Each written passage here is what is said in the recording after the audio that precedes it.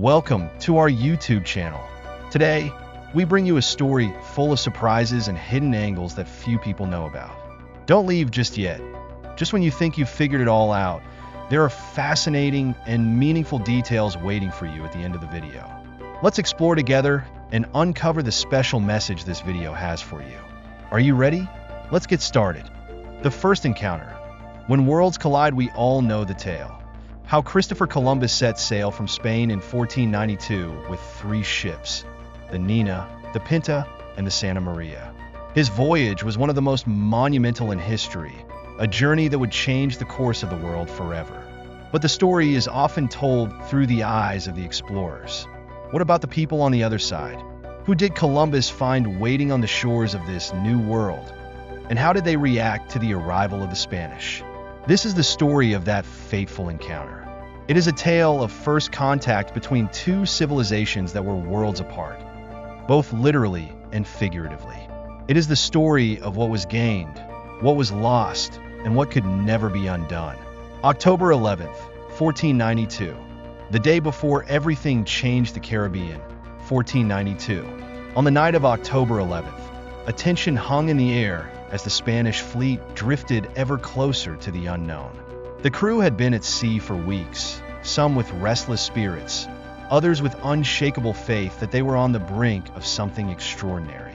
For weeks, they had seen nothing but an endless stretch of ocean, the water and sky blending together in a seemingly eternal horizon.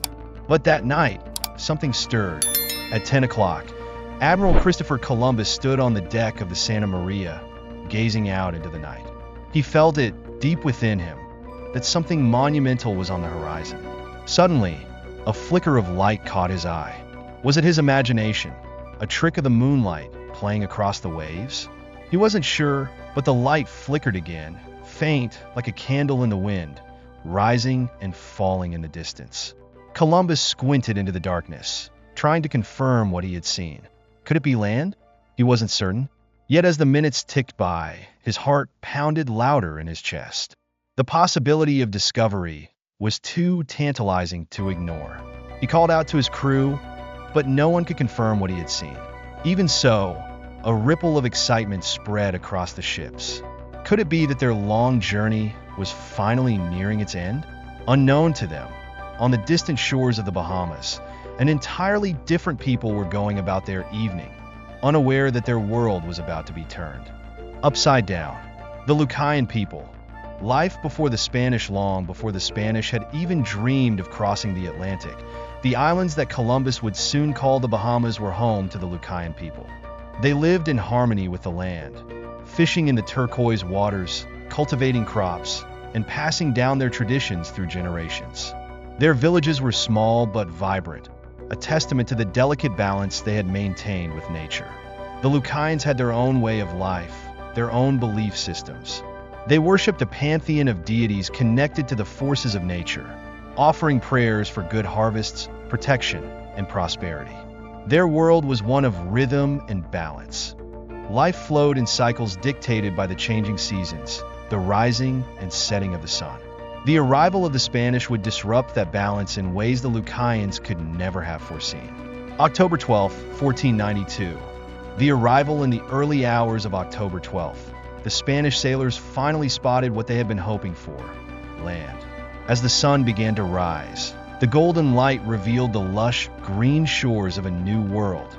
Paradise, it seemed, waiting for them. Cheers erupted from the ships as Columbus and his men prepared to make landfall. They had done it. They had crossed the ocean and discovered a world unknown to Europe. But as the boats were lowered into the water, a hush fell over the crew. What awaited them on these shores? Was this land inhabited, or were they alone? As they rowed closer to the beach, their questions were answered. People emerged from the trees, watching cautiously as the strange ships approached. They had never seen anything like this. Massive vessels with billowing sails, filled with men who wore strange clothing and carried weapons that gleamed in the sunlight. The Lucayans stood at the edge of the water, unsure whether these visitors were gods or men. They had heard stories passed down from their ancestors of beings from across the sea, But these stories were more myth than reality. Now, the myths had come to life before their very eyes. The first encounter, when Columbus and his men set foot on the shore, the moment was electric. Two worlds that had been separated by vast oceans, by time, by culture, by beliefs, had now collided in a single instant. At first, the Lucayans approached cautiously, intrigued by the visitors. They were fascinated by the way the Spanish men looked, their skin pale, and their armor glinting in the sunlight. They had never seen anything like it, but the Spanish, in turn, were just as intrigued by the Lucayans. Their skin darkened by the tropical sun, their simple clothing, their adorned bodies with feathers and shells. The two groups stood face to face, separated by language, custom, and understanding. Yet in those first few moments, there was curiosity on both sides. Columbus extended his hand, offering gifts, glass beads and trinkets that seemed insignificant to him, but were viewed as treasures by the Lucayans. The Lucayans, in turn, offered food and water, a gesture of goodwill. The air buzzed with excitement and uncertainty. Was this the beginning of a new relationship, a blending of cultures, or something more sinister? The aftermath. A world forever changed for a brief moment. It seemed as though the meeting of these two worlds might be peaceful. The Lucayans were generous, offering gifts of fruit and sharing their knowledge of the land. But Columbus had other plans. In his journal, he wrote that these people would make fine servants. He noted their innocence, their lack of weapons, their hospitality, and he saw an opportunity. What began as a friendly encounter would soon turn into something much darker. The Spanish, driven by greed and a hunger for power, would not leave the Lucayans in peace. Over time, they began to take more than what was offered. They imposed their will, claiming the land as their own, enslaving the very people who had welcomed them with open arms. The Lucayans, like many other indigenous peoples across the Americas, would be decimated by disease, violence, and the cruel yoke of colonization. What had begun as a meeting between two worlds ended in tragedy for one. But in that first moment, before the bloodshed, before the enslavement, there was a spark of possibility. A moment when two very different peoples stood before each other, not as enemies, but as strangers trying to understand the unknown. The events that followed that fateful day in October 1492 would ripple across centuries, shaping the course of history in ways that no one could have imagined. The arrival of Columbus marked the beginning of the end for the indigenous civilizations of the Americas, but it also marked the beginning of a new era, a collision of worlds, a clash of cultures, and a story that would be retold for generations to come. The legacy of that first contact is complex. It is a story of discovery, of wonder, of cruelty, and of loss. It is a reminder of how the arrival of one man and his ships could change the fate of an entire people. As we reflect on that moment in history, we must remember not just the triumphs of exploration, but also the profound consequences that followed. The arrival of Columbus was the dawn of a new age, but it was also the dusk of a way of life that had existed for centuries. The Lucayans, like so many other indigenous peoples, would soon fade into the pages of history, their stories and voices silenced by the weight of colonization.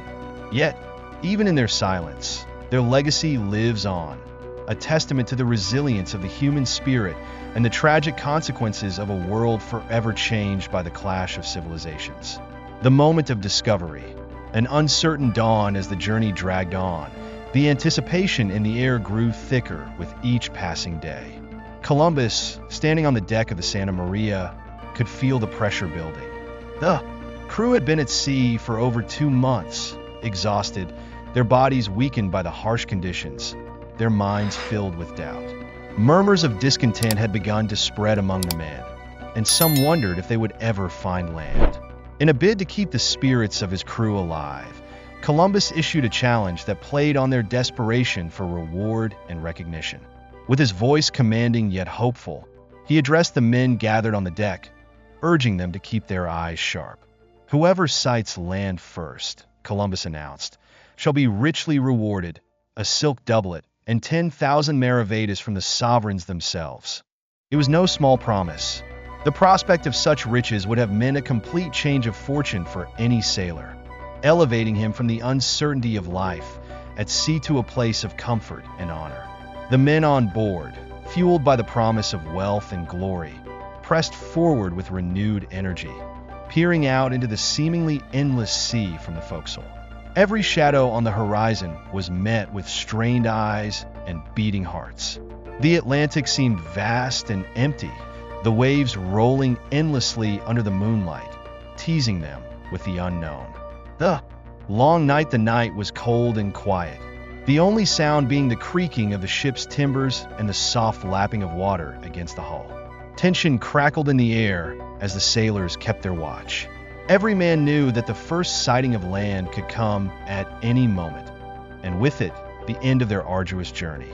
Columbus himself paced the deck, his thoughts swirling between hope and doubt. He had staked his reputation on this voyage. Failure was not an option. Time passed slowly as the night stretched on, and just when it seemed as though the sea might keep them in its endless grasp forever, a shout pierced the stillness. "Land!"